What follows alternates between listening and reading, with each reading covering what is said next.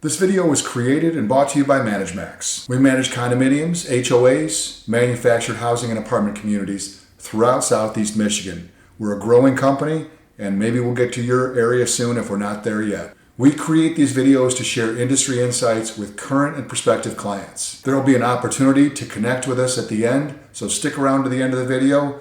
Now let's dive in. Your management company is getting 1-star reviews. Residents furious. The board's ready to fire someone, but before you make that call, ask yourself this: did the management company actually fail, or did the board design a system that was impossible to succeed in? I'm going to rewind the tape with you here to when your vendor contracts were signed. Your community's different from everybody else's.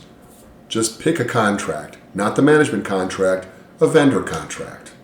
Any vendor contract that you have: landscaping, dog waste, fertilization, snow removal, whatever. The board wanted to save money on those contracts. Understandable. So you negotiated the lowest service frequency you could get away with, maybe twice weekly cleanings for dog stations instead of 3, fixed refill schedules instead of as-needed visits. And at the time, it seemed smart. You're on the right track.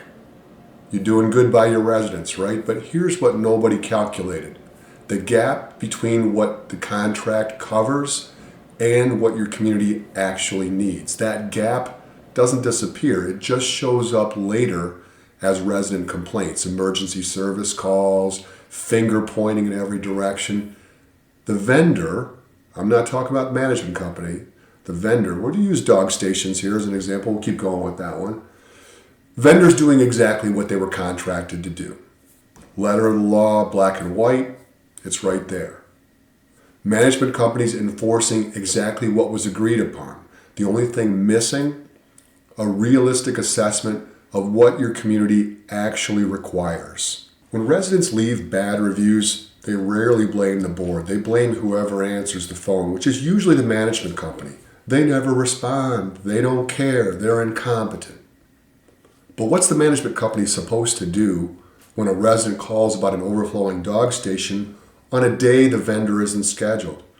When they complain about empty salt buckets by the mailbox that the board decided to provide without a refill budget?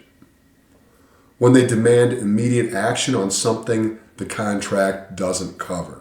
Those 1-star reviews aren't measuring management company performance. They're measuring the gap between resident expectations and board decisions. The management company is just caught in the middle. So the board gets fed up, fires the management company, brings in someone new. 6 months later, the same complaints surface, same bad reviews, same frustration. Why? Because you changed the people without changing the system. The contracts are still inadequate. The policies are still unmanageable. The expectations still misaligned with reality. Some communities cycle through 3 or 4 management companies before someone finally asks the real question: what if the problem isn't who's managing us? What if it's how we've set them up to manage? That's an uncomfortable question, but it's the only one that leads somewhere useful. The pattern I've described here: inadequate contracts, unrealistic expectations, management company turnover, isn't a people problem. It's a structural problem. And structural problems require structural solutions. Boards that break this cycle don't do it by finding better vendors or cheaper management companies. They do it by partnering with professionals who understand how to design operations that actually work.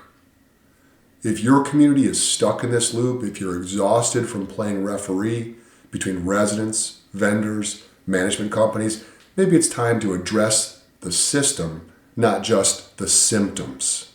If you found this perspective valuable, we invite you to connect with us. Facebook viewers, like our page and follow us for regular updates. Feel free to message us directly with your questions or community challenges. Instagram viewers, hit follow and feel free to DM us with your questions or community challenges. YouTube viewers, subscribe to our channel and check out the video description for helpful links. Visit our website to discover our thought leadership content, books, and resources that can transform your community management approach Whether you're dealing with the challenges we discussed today or other community issues, we're here to help. Thanks for watching, and we'll see you in the next video.